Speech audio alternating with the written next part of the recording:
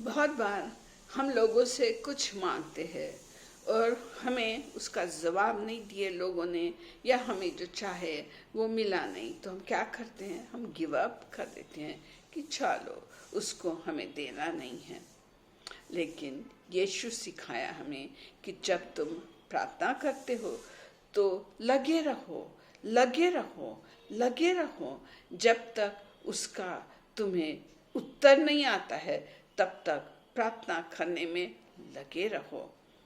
तो उसने एग्जाम्पल दिया कि एक विधर्मी औरत थी, केनान देश की औरत थी, और वो यीशु के पास आई और यीशु को बोली कि हे यीशु, मेरी बेटी मेरी बेटी में दुष्ट आत्मा है जो उसे बहुत सताती है, और वो मेरी बेटी घर पे है, तो तुम प्रेयर बोलो, तुम वो दुष्ट आत्मा को निकाल दो।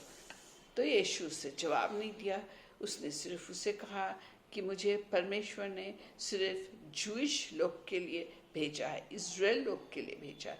लेकिन वो औरत जीसस के पीछे लग गई और उसके चेले उसको दूर करने देख रहे थे जीसस से, लेकिन वो औरत गिव अप नहीं की और यीशु के पीछे लगे रही।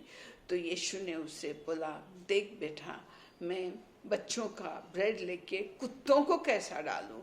तो जीसस भी वो औरत को बोल रहा था कि तुम लोग कुत्ते जैसे हो और मैं ब्रेड मेरे बच्चों का कैसा डालूं। तो औरत बोली, है परमेश्वर, इवन जो कुत्ते लोग होते हैं, जो क्रम्स गिरते हैं, जो दाने गिरते हैं, जो पीसेस ऑफ ब्रेड गिरते हैं टेबल के नीचे, वो खाते हैं। तो यीशु बहुत खुश हुआ ये औरत से कि उसने इंसल्ट नहीं मानी और वो उसके पीछे लगे रही। तो फिर यीशु से बोला, जा बेटी, जो तू मांग रही है वो हो गया है। और जब वो घर लौटी तो उसकी बेटी ठीक ठाक है।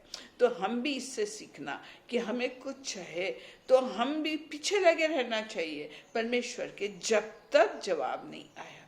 और एक एग्जाम्पल यीशु ने दिया कि एक विधवा थी और विधवा लोग को जस्टिस नहीं मिलता था तब। तो वो एक जज के पास गई और जज के पीछे लग गई कि हे न्यायदायक, मुझे न्याय दे, मेरे को लोग सता रहे हैं, मुझे न्याय दे। लेकिन वो जज बिल्कुल सुना नहीं उसका। लेकिन ये विधवा डेली आई, यीशु बोल रहा है कि वो डेली आई वो जज के पास। तो जज सोचा, अगर ये औरत मेरे पीछे ऐसा लग जाती है तो मुझे कुछ हो जाएगा। तो जज ने उसे न्याय दे दिया। तो ये विधवा थी, वो जज के पीछे लगे रही। जैसा हम गॉड के पीछे लगे रहना चाहिए, हमारा रिप्लाई, हमारा जवाब आए तक गॉड के पीछे लगना चाहिए और हमें गॉड के ऊपर विश्वास होना चाहिए।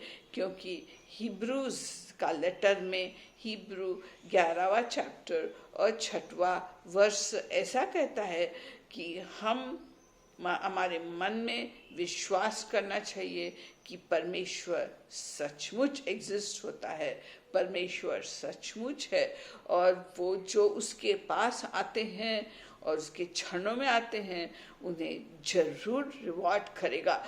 तो ऐसा विश्वास लेके हम चलना चाहिए। और एक एग्जाम्पल जीसस ने दिया कैसा हम लगे रहना चाहिए प्रार्थना में और गिव अप नहीं करना चाहिए। तो एक आदमी 12 बज गए थे रात को, वो सो गया था अपने फैमिली के साथ।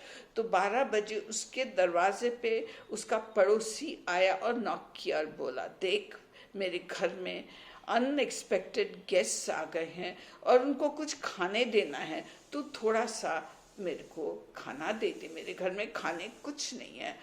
तो ये जो आदमी सो रहा था वो बोला, तू चले जा, रात हो गई और मैं सो रहा हूँ, मेरे बच्चे सो रहे हैं। लेकिन वो यीशु के पीछे दरवाजा खटखटाते रहा। फिर वो आदमी जो सो रहा था वो सोचा कि ये मेरा पड़ोसी जाएगा नहीं, तो वो सब छोड़ के पलंग से उतरा और उसको जितना चाहे उतना दे दिया।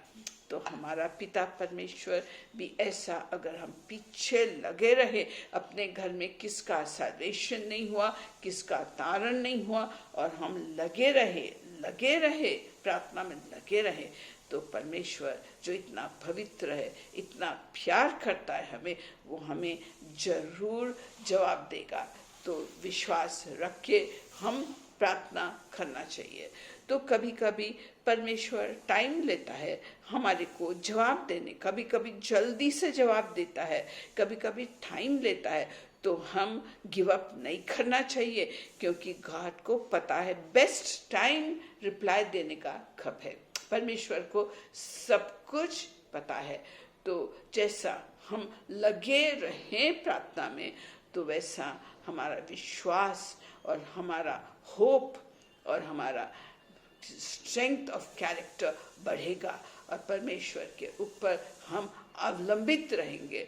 तो इससे यीशु बता रहा था कि तुम प्रार्थना करते हो तो लगे रहो।